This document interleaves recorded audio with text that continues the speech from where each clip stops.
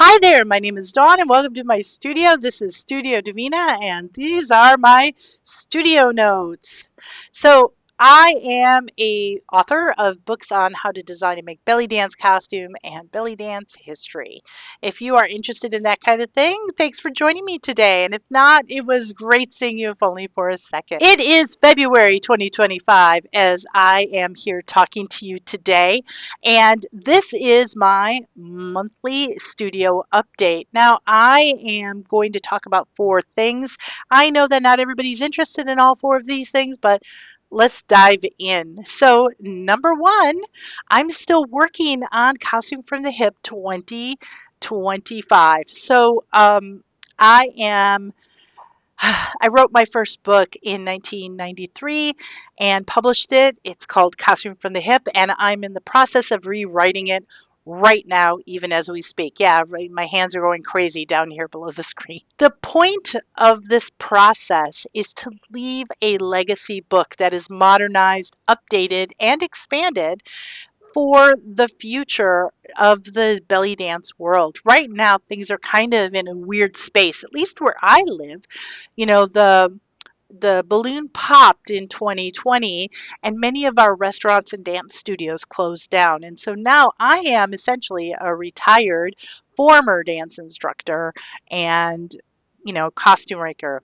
There's fewer professional dancers, fewer venues, so I'm making fewer costumes. So I have the time to really work on this legacy project. The other thing is that I'm ready to pivot away from talking about costuming as pretty much my number one subject within the world of belly dance and pivot over here to the world of history, which is where I am living and loving life right now. So, Costume for the Hip is going to be much bigger, maybe double the size. It's going to have photographs. It's going to have colored printing.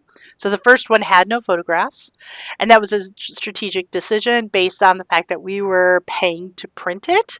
And at that time, it was cheaper to do line art than to publish a photograph just because of the amount of ink, because we were using small independent presses and yeah, binding it ourselves. For many years, I would go to events and I would sit with my big binder and I would get my arm workout binding books over the course of the weekend. That's an aside. It's neither here nor there. We're now on print on demand, which is a digital process, and we can produce a book in color that people can read on a Kindle or another e-reader, as well as print copies. It's going to be a little more expensive, of course. Color is always more expensive, but because it's print on demand, we can offer it that way for those who want to have it that way. So we're using photographic imagery. We're doing all new diagrams with consistent line weight. Because if you ever saw the first one, the diagrams had inconsistent line weight. We've gotten a little better with the publishing thing over the years. So better diagrams, color photos, color manuscript. I'm currently working on some costuming for the very glamorous Bassina. We're planning her wardrobe for the book, and so we're at this sort of planning stage, making sure we have all the ingredients to construct the garment. So we're doing some cleaning and sorting and organizing and pulling. But first, I have a costume I need to finish. I've been working on a costume since November, very slowly. December was my my busiest month of the year in my day job, which is actually I'm a theater usher. But in January, I traveled quite a bit, so I'm just picking this costume up after a bit of a wait, and it is in the deconstruction phase. If you take classes with me over on Patreon at the $7 level, you can follow me as I deconstruct and reconstruct this costume. This month, I talk about separating the belt from the skirt. Very important to do if you're a pro dancer and you want to have as much versatility in your wardrobe.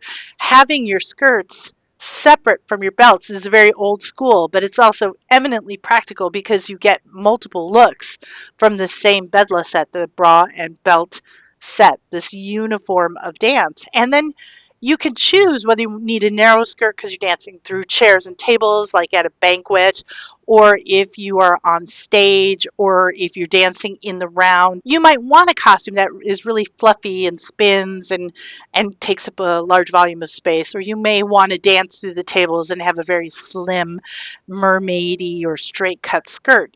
These are the things that as a professional dancer you need to think about adding maximum versatility, because stuff's expensive nowadays. We can't just, toodle off and buy a costume very readily. I mean, they're available, but you got to watch your pennies and stuff. And my dancer Shalimar, who I've been working with for many, many years, is now a pro dancer living in North Carolina. I am redesigning this costume, and you can see that process on the $7 level at Patreon. It is a series of classes and demos where I talk about the why, and then I demo the how. Why am I doing this? How am I doing this? So come on over to Patreon, $7 level. $3 level is show and tell, and this month I'm going to be sharing with you some of the postcards from my vintage dancer postcard collection. Now, I plan on using some of these postcards in my new book. They're out of copyright at this moment. Anything before 1929, 1930 is available to use. And so I'm going to go through my collection, and the folks who join me at that $3 level are going to help me choose which which pictures are going to wind up in Costume from the Hip. If you're at the $7 level, of course, you can also watch the $3 level and see which ones you like the best. I could really use some help. I mean, honestly, writing a book is just, a million little decisions. And so any decision I could get help with would be great. So at the $15 level, I teach history classes. And so in February 2025, we're on part 2 of Dancing Down the Midway 1893.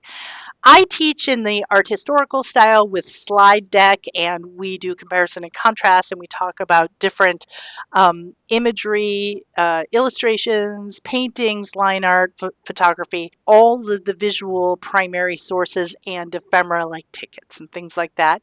It wasn't just danse de ventre, it was Irish step dancing. It was Balinese dancing. It was dancing from Persia, Asia, Bedouin, Chinese, Japanese, or all kinds of dance performances down this midway. And so in this month's class, we're going to be taking a walk from the eastern end down to the western end. So we're going to be going from the very first buildings that you would see as you walked out of the main white city area, and we're gonna go all the way down the end. We're gonna look at the outside of the exhibits where we've got them images inside the exhibits as well as images of dancers.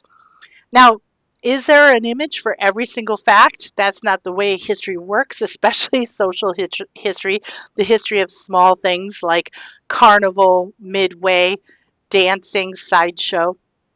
Anyway, any of these words could be used to describe what the Midway was like at the Chicago World Fair. But the other thing that the Midway was about was that it was an extension, a informal entertainment extension of the cultures and countries that were exhibiting inside the fair. So there was a Turkish pavilion or an Ottoman pavilion inside the White City, but there was also the Turkish village in on the Midway. So there were these analogous extension exhibits where countries could make even more money. So keeping that in mind, we're going to use a couple of map books. I've got 2 digitized map books from the fair, official tour guides. We're going to use those as our guide as we walk down the Midway, and we look at all of these spaces. If you sign up for the class at the $15 level, because it's Patreon, you also get the $7 level, the $3 level, and all the free content, of course. So that's over on Patreon. If you want to support me in my ongoing research, that would be lovely. Thank you. in my private life, I'm working on a game of Min's Game. So I have lived in this house for 10 years and I need to declutter because I always use that moment of moving as my notice that I need to declutter. So I'm going to be, continuing on this decluttering. And then when the Min's Game is done, I'm going to give myself a little break and then in March come back with another decluttering project. So if you know of a good decluttering challenge, you know, I've heard of the 30 bag challenge, I've heard of the Min's Game, I've heard of the 1 2 3. There's all sorts of different gurus and strategies. And so, if you have anything that's worked for you in the past, be sure to let me know what they are. And if you have a link to a video, that would be awesome too. Because YouTube. I'm here because I love YouTube, right? Anyways, so yeah, so we've got costumes coming up. We've got classes. I've got this cleanup and redesign of my workspaces, and I have a giant book project that I'm working on. And that is all of the news from Studio Davina. I will be doing a monthly check-in like this throughout 2025 and maybe even beyond. I have been asked by friends who live abroad and around the United States who don't get to see me all that much to please come put your stuff in a place where we can find you. And so I have noticed social media is becoming more and more fractured. Everybody's all over the place, but Google, because it's Google, YouTube is part of Google. If you type my name in, you will get me. So join me here next month for my next Studio Divina update. Find me over on Patreon for my classes, or visit my website if you just want more crazy information about belly dance, costume, dance, and design. Anyways, see you next month. Bye.